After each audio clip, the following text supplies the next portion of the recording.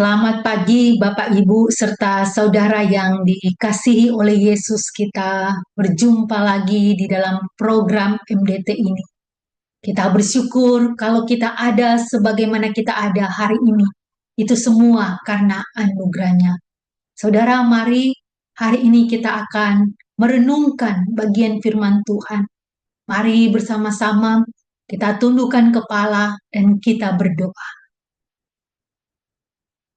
Bapa kami di dalam surga, kami bersyukur ya Tuhan, hari lepas hari, Engkau boleh terus menyertai hidup kami. Engkau terus boleh membimbing kami kepada jalan-Mu ya Tuhan. Di dalam segala kelemahan dan kekurangan kami. Terima kasih Bapa. Hari ini kami bersyukur. Kami akan merenungkan kebenaran firman-Mu. Biarlah sekali lagi firman-Mu meneguhkan iman setiap kami. Terima kasih Bapa. Ini doa kami, dalam nama Yesus kami berdoa bersyukur. Amin. Saudara yang dikasihi oleh Yesus, kita akan membaca firman Tuhan di dalam Lukas pasal yang ke-24 ayat 32. Demikian firman Tuhan. Kata mereka seorang kepada yang lain, bukankah hati kita berkobar-kobar ketika ia berbicara dengan kita di tengah jalan, dan ketika ia menerangkan kitab suci kepada kita? Satu lagi saudara, dalam Roma 12 ayat 11. Demikian firman Tuhan, janganlah hendaknya kerajinanmu kendor, biarlah rohmu menyala-nyala dan layanilah Tuhan. Saudara yang dikasihi oleh Yesus, kalau kita melihat dunia medis dan perkembangannya, kita patut kagum bagaimana Allah mengaruniakan dengan membuka hal-hal yang penting untuk diketahui oleh manusia. Melalui dunia medis kita tahu tentang obat dan pengobatan yang tepat bagi seseorang yang sedang sakit.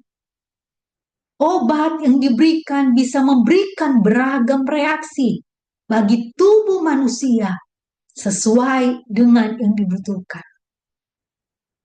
Saudara, jika dari luar lewat obat yang diberikan masuk ke tubuh kita, bisa membawa pemulihan, bisa membawa kesembuhan.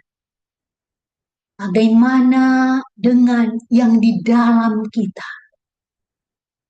Apakah ada yang bisa memulihkan jiwa kita yang kosong, jiwa kita yang hancur, jiwa kita yang letih lesu, jiwa kita yang sakit, jiwa kita yang tidak bersemangat, bahkan jiwa yang ada di dalam ketakutan?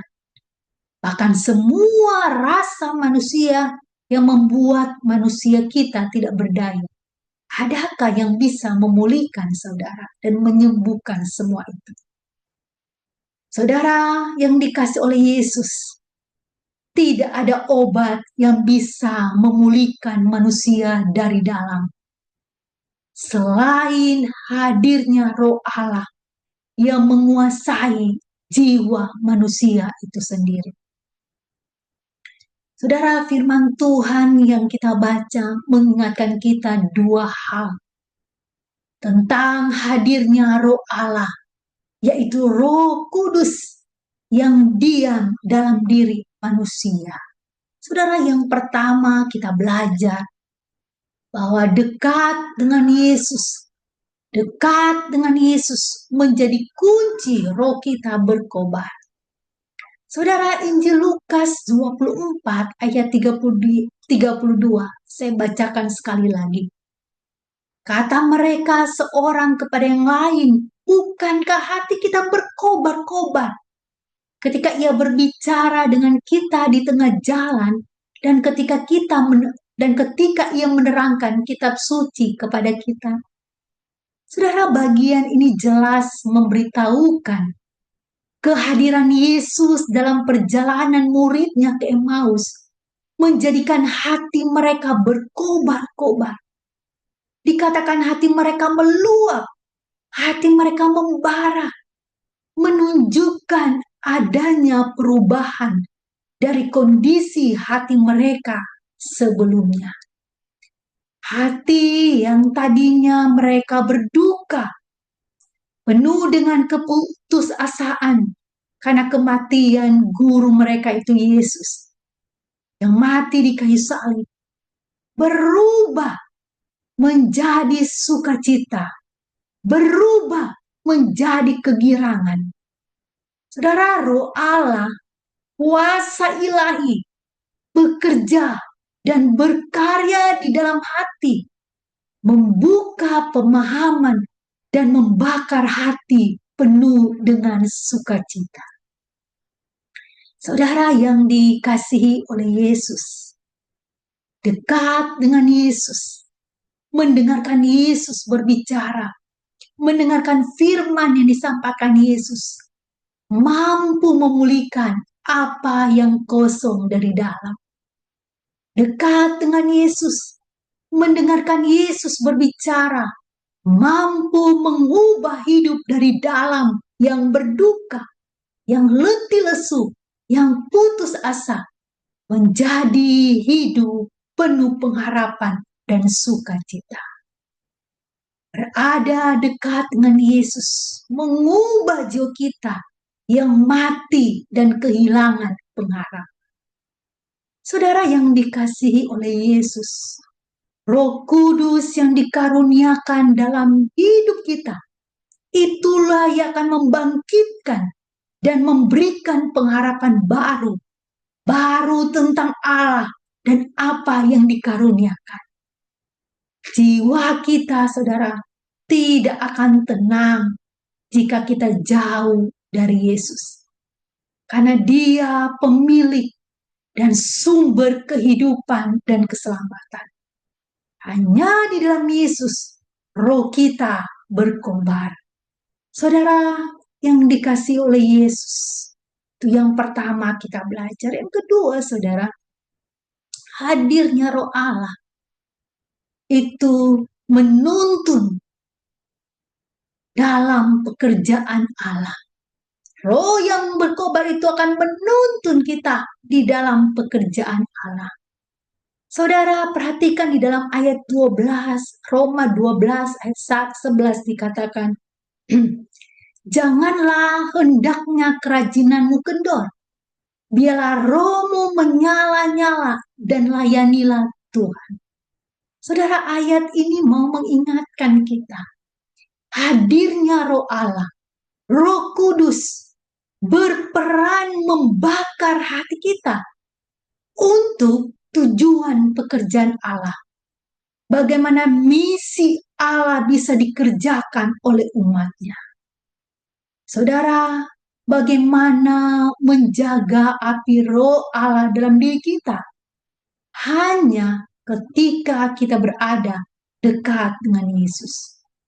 Bagaimana menjaga ketekunan kita dalam pelayanan, menjaga semangat pelayanan kita, menjaga komitmen dalam pelayanan, menjaga antusias dalam pelayanan. Hanya ketika roh kita dekat dengan Allah. Saudara yang dikasihi oleh Yesus, lelah di dalam pelayanan, rasa manusiawi kita yang kadang tidak semangat dan kadang ingin mundur adalah bagian dari keberadaan diri kita yang terbatas dan penuh kelemahan di hadapan Allah.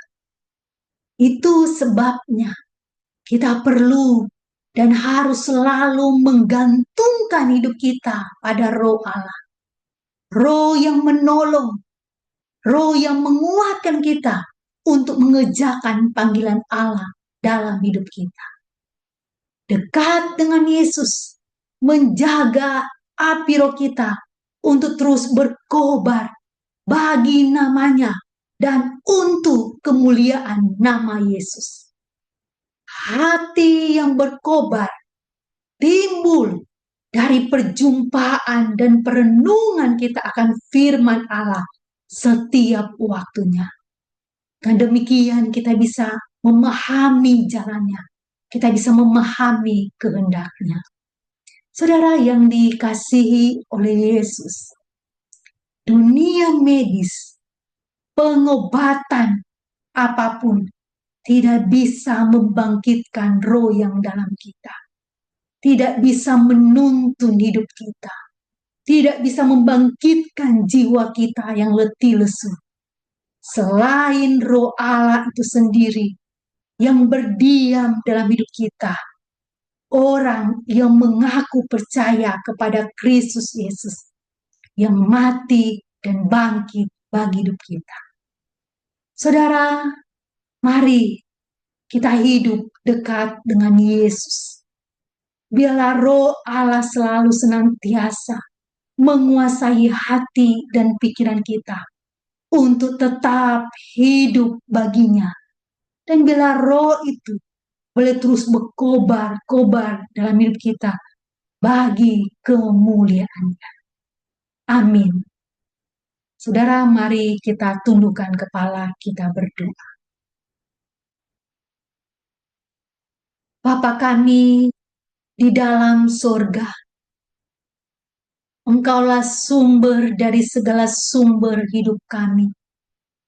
Kami bersyukur firman-Mu mengingatkan kami bahwa hanya dekat dengan-Mu Tuhan. Hati kami, roh yang dalam kami yang Kau karuniakan akan terus berkobar-kobar. Hidup setia bagi-Mu, hidup memuliakan bagi-Mu. Tuhan, tolonglah setiap kami, setiap anak-anak-Mu dalam perjalanan iman kami yang Tuhan anugerahkan di dalam dunia ini. Bantu kami ya Tuhan, terus Roh-Mu membimbing kami, mengobarkan setiap hati yang letih lesu, memberikan pengharapan ya Tuhan. Kami berdoa untuk setiap jemaat-Mu ya Tuhan. Di dalam minggu-minggu ini, bulan-bulan ini, kami terus membahas tentang pelayanan. Bila sungguh ya Tuhan, hati kami umat-Mu boleh terus berkobar-kobar bagi kemuliaan. Untuk setiap jemaat-Mu yang sedang letih lesu, Tuhan bangkitkan, Tuhan berikan semangat yang baru. Terima kasih Tuhan, bagi jemaat-Mu yang sedang bergumul dimanapun mereka berada. Engkau yang mengetahui setiap pergumulan mereka. Bila sungguh ya Tuhan, Engkau menjadi jawaban atas setiap pergumulan umat-Mu. Terpujilah nama-Mu ya Bapa. Ini doa kami. Dalam nama Yesus, kami berdoa dan bersyukur. Amin. Amin saudara, Tuhan Yesus memberkati kita. Shalom.